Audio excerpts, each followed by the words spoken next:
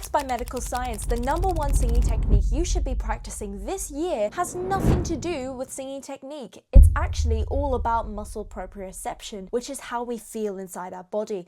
Now, the first question today is, how do you know you sound good? So there's various factors like hearing, ear training, for example. Most singers are at a good level of ear training if they can sing consistently on pitch. You can hear that just by listening to yourself on a recording, or other people will tell you. Eyesight, where you watch yourself in a mirror or you watch a recording of yourself and you see, is there any tension on me? Do I look all right? Do I actually look comfortable while I'm singing? And also balance, which is shown in your posture. Now, in the body, there are 2 types of neurons which send information from the brain to the muscles and vice versa. They're called afferent neurons and efferent neurons. So the afferent neurons are sensory. Now, sensory neurons pick up sensation from the skin or around the body and send that information to the brain. For example, if I break my knee, my body's going to be crying out, ow, ow, ow, because the signal sent from my skin up to the brain tells me, oh my gosh, I'm in a really, really dangerous situation. I may have broken something, and I go, ah. And the efferent neurons take information from my brain and say, okay, I want to move my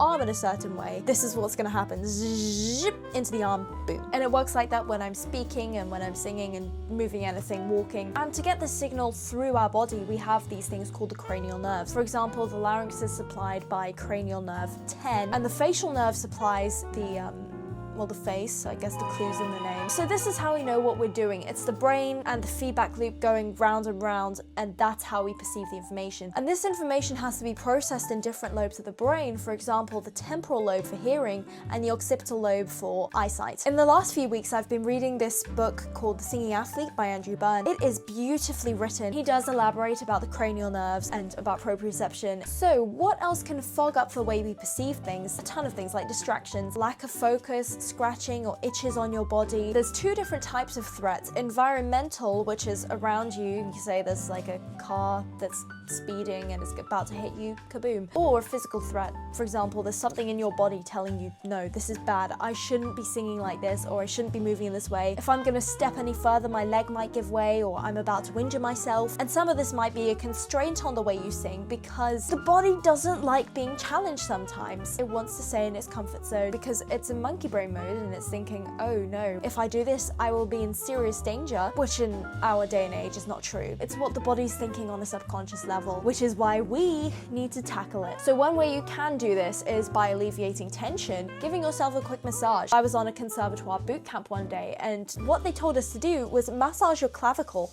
Everything around here and even your back area, like your shoulders, there's a lot of tension we hold in that area. A lot of us are hunched over on our phones. Even get like a massage ball or the back of your hairbrush, just do that with it. Get into that area, and it should feel like it hurts at the start. The harder you press into that muscular area, the more relieved you'll feel, and you'll feel amazing afterwards. So this ties into why perception is important when we sing, because, you know, it isn't just to know that we're singing well. Yes, the body sends us a feedback loop of, yes, you're doing this right. I make a move. Yep, that's correct. It is more about how to improve your singing and create lasting habits for the future. And you can build positive patterns through observation and actually implementing those things that you've seen into your practice. So here's some things to be aware of. Look for tension in the body. Can you see your shoulders hunched up, or maybe, you know, everything feels a bit constricted here? Your elbows and your arms aren't really flowing. You're hunched over, your spine is curled up. It could even be something like your calves. Your calves are feeling really, really tight. Maybe just massage that. Get like, again, a hairbrush or a water bottle. Just roll it with your calves. Listen for pitch. Listen for what you're singing, the pitch that you're on. If you're unsure about which pitch is right, you should get a pitch app on your phone. There's one called Vocal Pitch Monitor. The one that I use is called Vocal Tuner.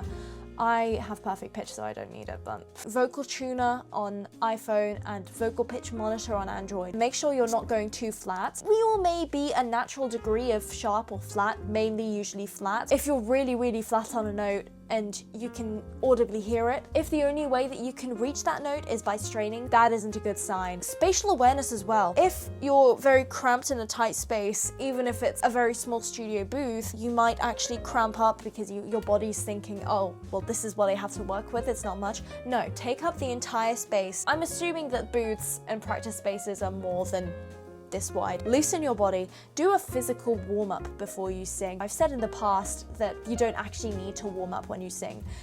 That's partially true, but actual vocal exercises that build and have, structure are great. Do that every day, maybe 5 times a week, half an hour at least. And I found this quote online from an American football coach: coaches have to watch for what they don't want to see and listen to what they don't want to hear. That applies to every single one of us in practice. We need to watch our tapes back, listen to ourselves, listen to our performances, really study them. What went wrong and why? Is it because I didn't practice enough? Is it because I am supporting wrong? Is it because, I'm straining up here? What I would like you to try is do the same phrase twice. First time around, try to sound good. The second time, I want you to try notice everything. What is going on with the space around me? What do I see in my body? Try and get a full-length mirror like this one. This one's from IKEA. Look for what's happening in your body and then listen and feel and everything that I've just talked about, do it. Third time, correct what needs to be corrected. Write it down, but try and do everything. Don't do it all in one go. Just try to get small steps and build on them one by one. And one more thing I just thought about was think about how you fill the space. Not how you can fill the space, but how it is being done, how you are doing it right now. Think about the lyrics. What's the lyrical content? How can you further represent that? How can you show what the character's feeling? What is the space around you like? Does it need to be filled? Think about the venue, your audience. What do they expect from this performance? What do they want to see? What are they used to? And also think about what is appropriate for the song. Not for the sake of it just being there. Add it artfully. Think about the way that this can add to the listener's experience of the song, because that's where the magic lies.